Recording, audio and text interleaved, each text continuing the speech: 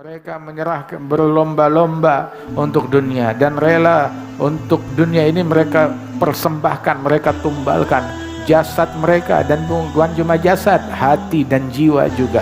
Hati yang paling mahal dikorbanin, ditumbalkan buat dunia. Dunia tempatnya di tangan, bukan di hati. Tempatnya di tangan. Kalau dunia tempatnya di tangan, gampang datang, gampang keluar, gampang berinfak. Tapi kalau tempatnya di hati, begitu itu susah keluarnya lagi, merusak dan mengkontaminasi dan ngotorin dan bawa penyakit di dalam hati manusia. Waliyadzubillah. Rasulullah bilang dalam hadis, hubbud dunya ra'su kulli khati'ah.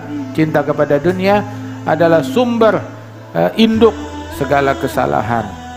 Anak-anak zaman sekarang, mereka tuangkan semangat mereka dan kekuatan mereka dan masa muda mereka dan waktu luang mereka semuanya untuk dunia. Mereka rela menempuh perjalanan jauh buat dunia, berkutat dengan macet, mengorbankan hatta sholat jamaah dikorbankan, hatta tahajud dikorbankan, takbiratul ihram dikorbankan, bukan lagi sholat jamaah ataupun duha atau witir, hatta sholat fardunya sendiri dia korbankan, hatta fardunya dia korbankan demi meraih dunia tersebut. Rela menempuh ke tempat-tempat yang berbahaya demi dunia. Dunia menipu kita, terutama ahlul bait. Yang kita kepengen ahlul bait nih sibuknya sama madaris, sibuknya sama mihrab, sibuknya sama adab, sibuknya sama kitab. Ahlul bait malah sibuknya sama begituan. Kata itu Al-Habib Muhsin bin Ali, beliau bilang ya bahwasanya man fatahul kitab fala yafutuhul mihrab, wa man fatahul mihrab fala tafutuhul adab. Barang siapa yang gagal di dalam kitab, gagal dalam ilmu, gagal dalam kitab, maka jangan gagal di dalam mihrab, dalam beribadat kepada Allah. Barang siapa yang mihrab juga gagal di dalam memakmurkan mihrab, dalam beribadat kepada Allah dia gagal, maka jangan gagal di dalam adab. Nah ini kita gagal segalanya, dalam kitab kita gagal, dalam mihrab kita gagal, hatta dalam adab kita gagal.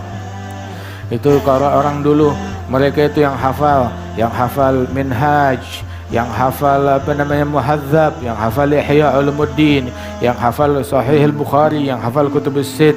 Itu kalau kita baca daripada sirah mereka di Masyra' Arawi, itu dikatakan fulan bin fulan wulida bitarim, hafizal Qur'an al-azim, qara muhadzab wa tanbih wa ta'addaba bi abih. Fulan bin fulan dilahirkan di kota Tarim dan telah hafal Al-Qur'an al-azim, dan dia belajar daripada kitab muhadzab dan tanbih, mengambil adab, mengambil akhlak daripada leluhurnya, daripada kakeknya, daripada ayahnya. Wa ta'addaba bi abi radhiyallahu anhum ajma'in.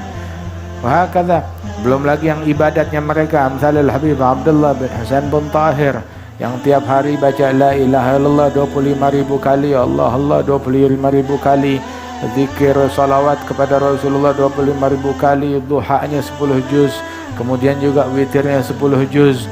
Di dalam kitab mereka imamnya, di dalam mihrab mereka imamnya yang merajai, seperti Imam Ali Zainal Abidin tiap malam 1000 rakaat. Begitu juga Al-Faqih Al-Muqaddam Muhammad bin Ali Ba'alawi, wa katsir di antara para salaf kita yang khatam Al-Quran setiap harinya 1 kali, ada juga yang setiap hari 2 kali. Wal Imam As-Saggaf siang 4 kali khatam, malam 4 kali khatam, radhiyallahu anhu ardah.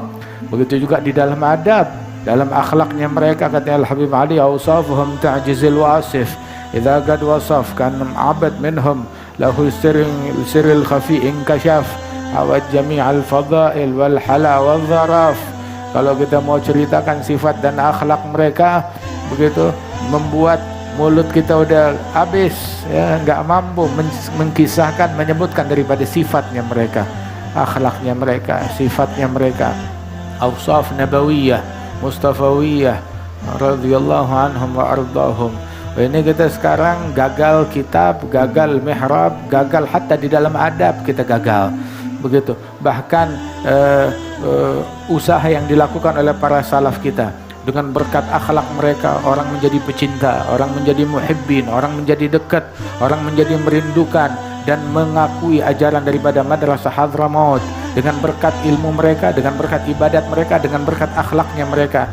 Udahan kita nggak bisa dengan ilmunya mereka, dengan mihrabnya mereka, ibadatnya mereka, dengan adabnya mereka. Jangan malah kita merusak citra mereka, merusak citra para aulia, para ulama, para salihin, para a'immah, para imam-imam dari madrasah Hadramaut. Kita rusak citranya mereka.